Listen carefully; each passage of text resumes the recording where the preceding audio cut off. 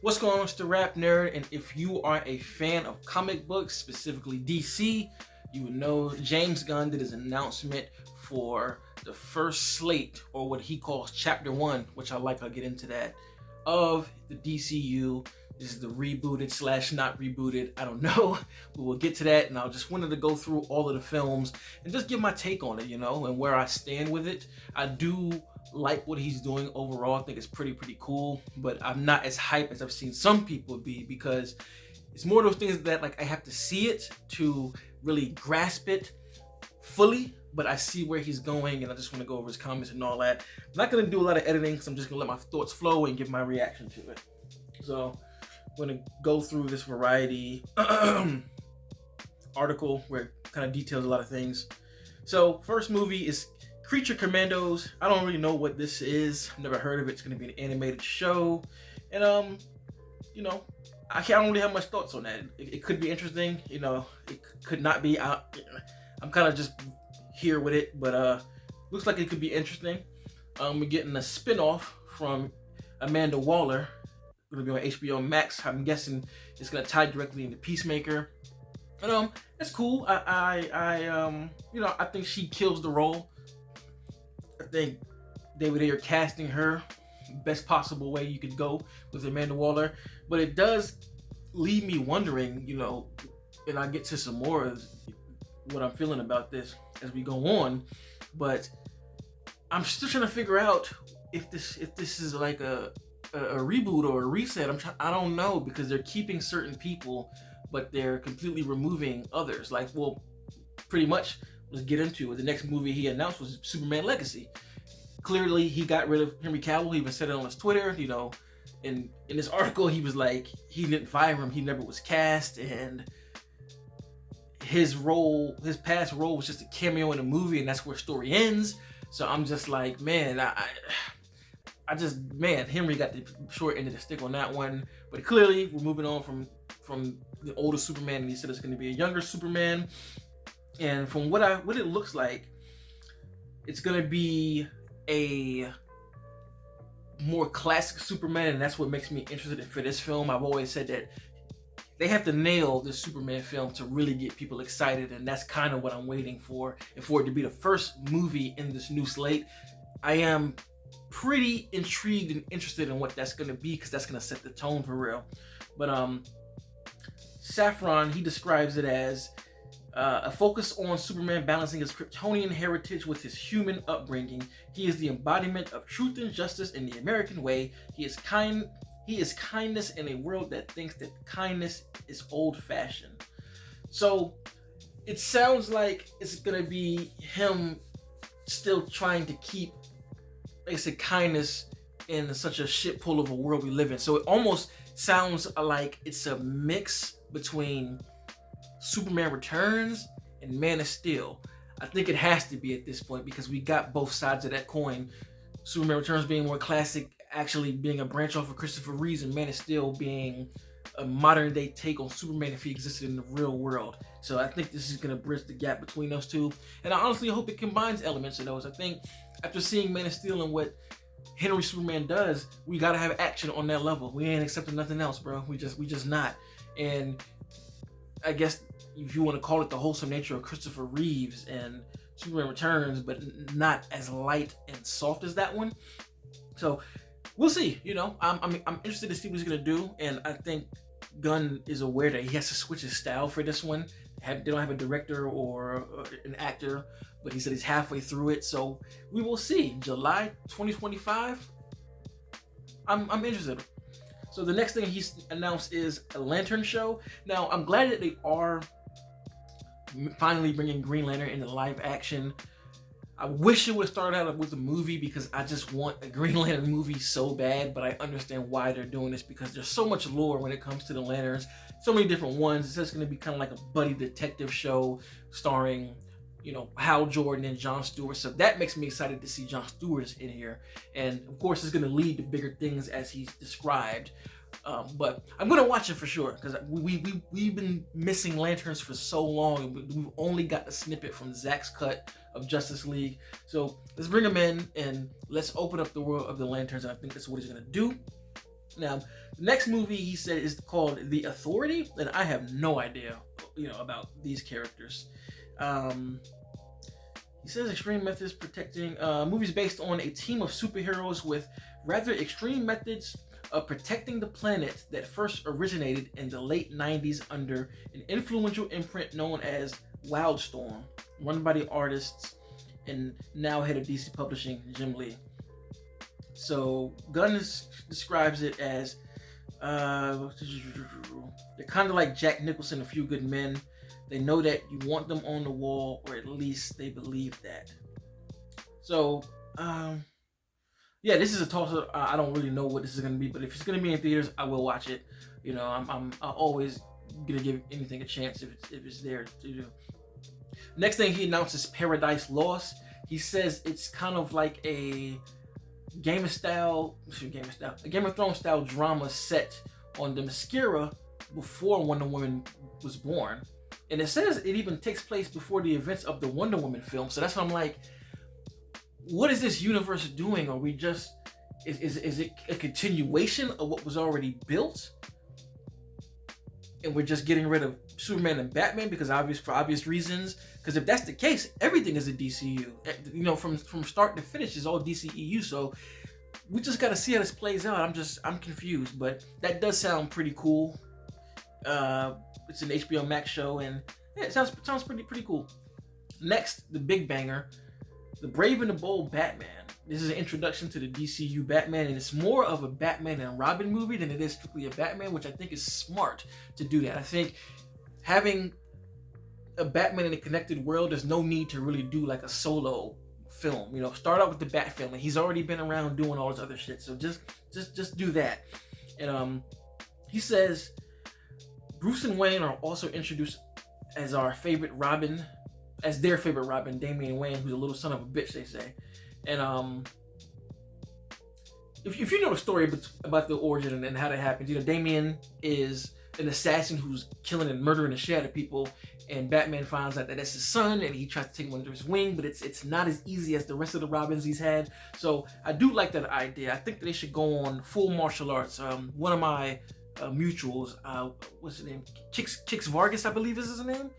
He said that they should just go full on martial arts with this one, and I feel like they should, because as I'll get to that later, but Matt Reeves' Batman is still there. It's detective driven. It's a noir story.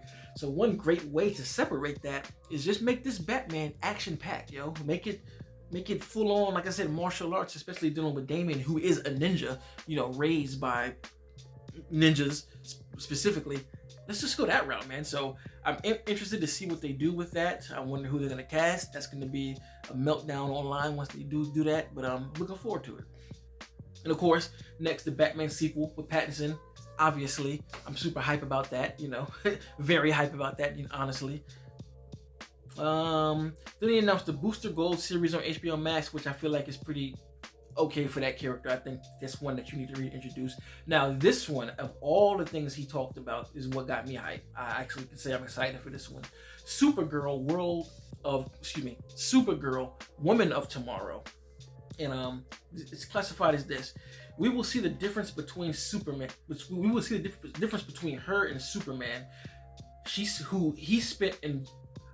Who he was sent to Earth and raised by loving parents from the time he was an infant, versus Supergirl, raised on a rock, a chip of Krypton, and who had to watch everyone around her die and be killed in terrible ways for the first 14 years of her life, then come to Earth.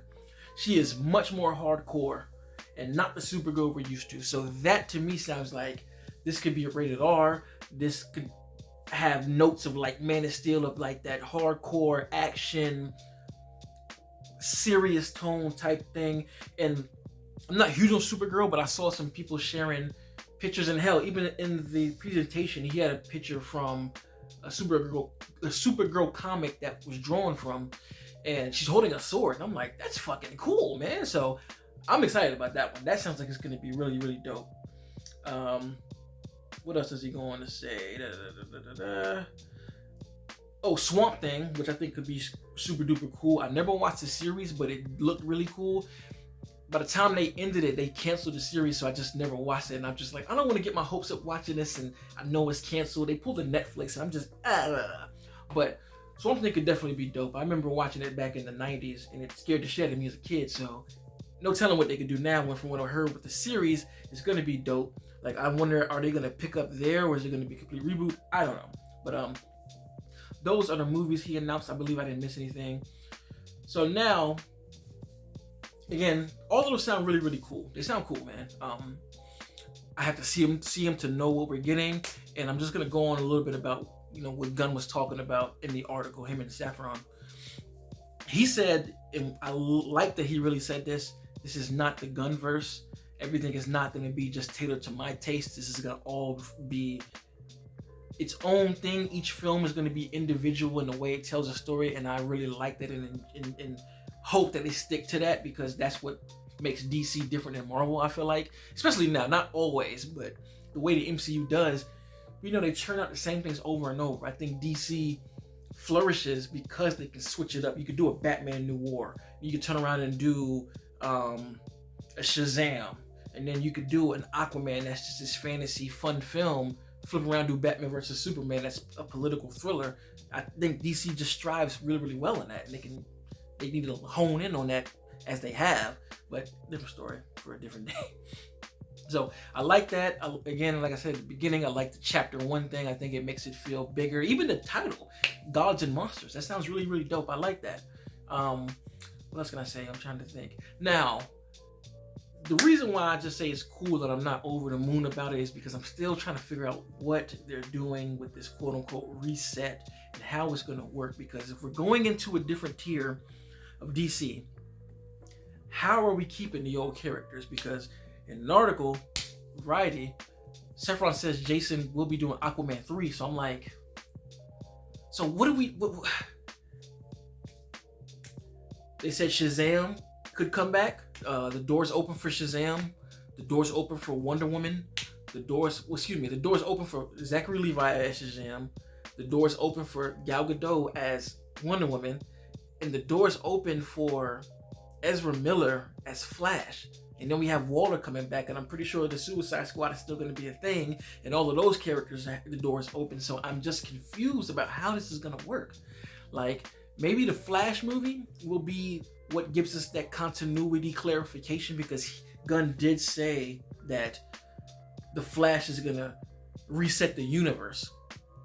And I don't know what that means, so I'm hoping that movie answers how we're moving forward, so we can understand why certain characters are staying around and certain ones don't. Specifically Batman, I get it. Batfleck's done.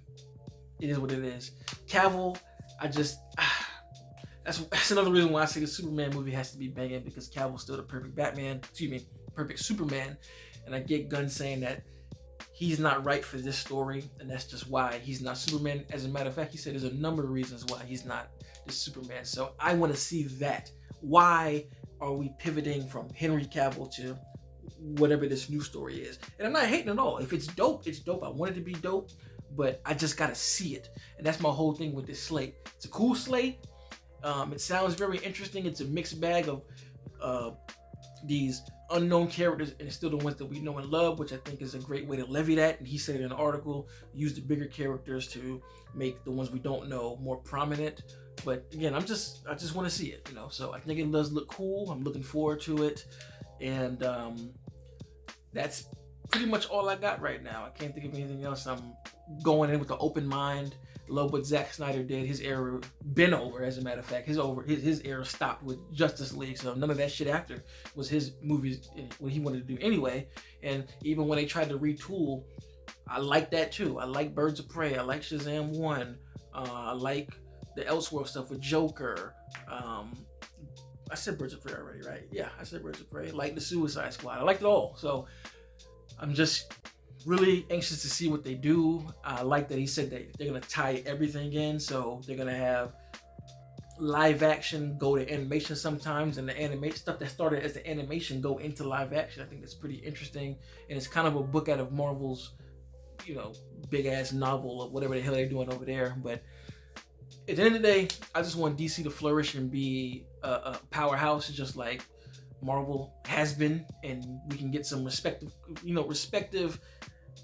viewership as far as the audience member goes, because I love DC, and if you ask me, I think what they were doing still is just as good as what Marvel was doing. If we're talking about the creative choices in movies and films, like I still think that the shit that they do and we're doing at DC is phenomenal. But we're in a new place, and I'm ready to see it, and I will be there. I'm a comic book fan. As much as, you know, I'm iffy about where this goes, I'm still gonna be there, man. So let me know in the comments, what are you excited about? What caught your attention? What didn't catch your attention? And how do you think this whole chapter is gonna play out? If you like this kind of content, make sure to like and subscribe. And until next time, peace. RapNerd Productions, no capping, that's word to mommy.